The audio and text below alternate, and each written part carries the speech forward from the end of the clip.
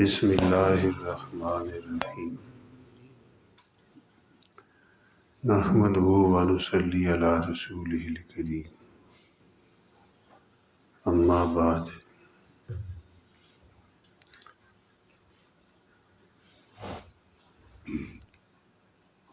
قبرستان کا پڑوس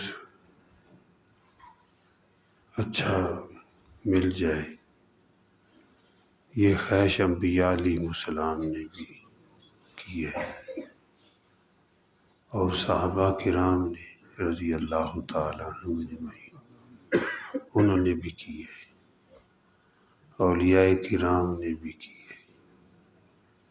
عام مسلمانوں کی بھی یہ خواہش ہوتی ہے کہ کسی نیک آدمی اللہ والے کے ساتھ میں بھی دفن ہو جاؤں، مرنا تو ہے۔ اس کی فضیلت حضور صلی اللہ علیہ وآلہ وسلم سے صحابہ کرام نے پوچھی، یا رسول اللہ صلی اللہ علیہ وسلم، کہ قبرستان کا جو اچھا پڑوسی ہے کیا اس کا فائدہ ہوتا ہے؟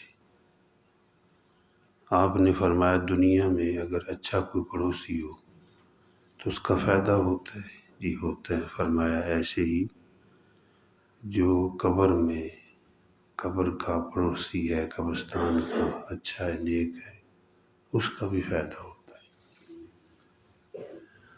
اور ایک حدیث میں آیا ہے کہ حافظ قرآن کی قبر جہاں ہوتی ہے اس کے پڑوس میں جو 10 قبریں ہوتی ہیں اللہ جل جلالہ ان کی بھی بخشش فرما دیتے ہیں۔ یہ خواہش جو ہے مسلمانوں کے اندر رہی ہے، اس پہ اگر بات کی جائے تو لمبی بات ہو سکتی ہے۔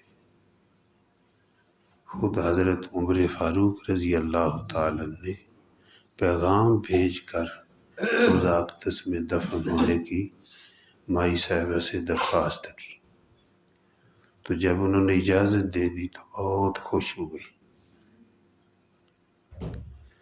علامہ خطیب بغدادی رحمۃ اللہ علیہ جب حج پر تشریف لے گئے تو آب زمزم پیا 3 مرتبہ اور 3 دعائیں کی کہ یہاں دعا قبول ہوتی ہے۔ مختلف لوگ اپنی اغراض اور اپنی حاجات اللہ سے مانگتے ہیں، موقع ہوتا ہے قبولیت کا، تو انہوں نے 3 دعائیں کی، 3 مرتبہ آب زمزم پی کر نوش کر کے۔ ایک دعا یہ کی کہ اے اللہ جو تاریخ بغداد ہے ان کی کتاب ہے، لوگ اس کی روایت کریں، یعنی اس کا حوالہ دیں لوگ۔ اور دوسری دعا کی کہ اے اللہ جامعہ منصور میں میں وہاں بیٹھ کر حدیث کی املا لکھتا رہوں، یعنی حدیث کا کام پڑھنا پڑھانا اس میں لگا رہوں۔ اور تیسری دعا انہوں نے یہ کی کہ اے اللہ میری قبر بشر حافی کے ساتھ ہو۔ یہ اللہ کے ولی تھے، امام احمد بن حنبل رحمۃ اللہ علیہ، ان کے پاس تشریف لے جاتے، وہ امام احمد بن حنبل رحمۃ اللہ علیہ کے پاس آتے، بڑی عزت کرتے۔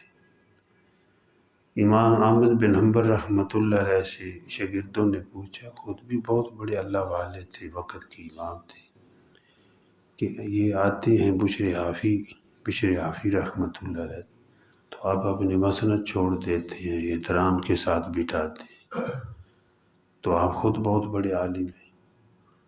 تو فرمانے لگے میں عالم بالکتاب ہوں، یہ عالم باللہ ہے، یہ اللہ کو جاننے والے تھے، وہ بھی اللہ کو جاننے والے۔ اللہ والوں کی پہچان انہی کو نصیب ہوتی ہے جن کو اللہ کی معرفت حاصل ہو، اور جن کو اللہ کی معرفت حاصل ہو انہی کو اللہ والوں کی پہچان ہوتی ہے۔ تو یہ جس سے اللہ ناراض ہوتے ہیں نہ اس کو اپنی معرفت دیتے ہیں، نہ اپنے نیک بندوں کی معرفت دیتے ہیں، اور وجہ تکبر اور شرک ہے۔ ان دو کام کرنے سے نہ اللہ کی پہچان نصیب ہوتی ہے، نہ اللہ والوں کی پہچان نصیب ہوتی ہے۔ اللہ جل جلالہ اپنی بھی اور اپنے پیاروں کی بھی معرفت عطا فرمائے، اور اپنے پیاروں کے نقش قدم پر چلنے کی توفیق عطا فرمائے۔